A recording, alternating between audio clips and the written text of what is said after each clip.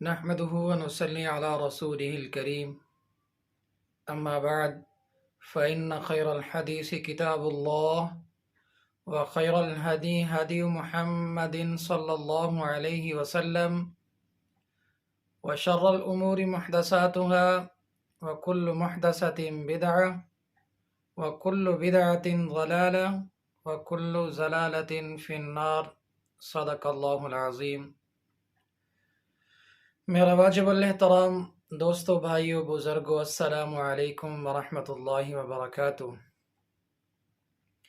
پیارے دوستو، میں امید کرتا ہوں کہ آپ حضرات جہاں بھی ہوں گے خیر خیریت سے ہوں گے، اور اللہ تبارک و تعالی سے دعا کرتا ہوں کہ اللہ تعالی میرے تمام مسلمان بھائیوں کو، بہنوں کو، بزرگوں کو اپنی حفظ و امان میں رکھے۔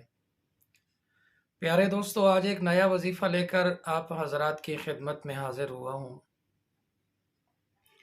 آج کا جو وظیفہ ہے ان میری ماؤں، بہنوں اور بیٹیوں کے لیے خاص ہے جن کے چھوٹے بچے بہت زیادہ روتے ہیں۔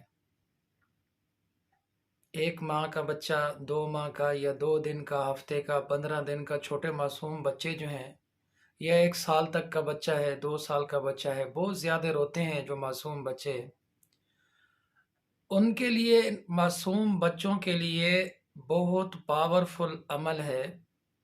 جو میری بہنیں بچوں کے رونے کی وجہ سے پریشان ہیں، بچہ دن کو سارا دن ٹھیک ہوتا ہے، جیسے عصر کی نماز ہوتی ہے، عصر کی اذان ہوتی ہے یا مغرب کے بعد بچہ رونا شروع کر دیتا ہے، پھر کئی کئی گھنٹوں تک روتا ہے بچہ۔ تو ان ماؤں کو چاہیے یہ وظیفہ پڑھ کر اپنے بچوں کو دم کریں۔ بچے کا باپ بھی اس وظیفے کو پڑھ سکتا ہے، ماں بھی پڑھ سکتی ہے۔ کوئی بھی گھر میں اگر قرآن پاک پڑھا ہوا ہے تو اس قرآن پاک کی سورت کو پڑھ کر اپنے بچے کے اوپر صرف 3 دن تک دم کریں تو انشاءاللہ بچہ رونا بند کر دے گا۔ تو پیارے دوستو، وہ کون سی سورت ہے جس کو آپ نے پڑھ کر اپنے بچے کے اوپر دم کرنا ہے؟ قرآن پاک کا آخری سپارہ عما یتساءلون، اسی آخری سپارے کے اندر ہے سورۃ الطارق والسماء والطارق۔ اس سورت کو 11 مرتبہ آپ نے پڑھنا ہے، اول آخر 3 مرتبہ درود ابراہیمی۔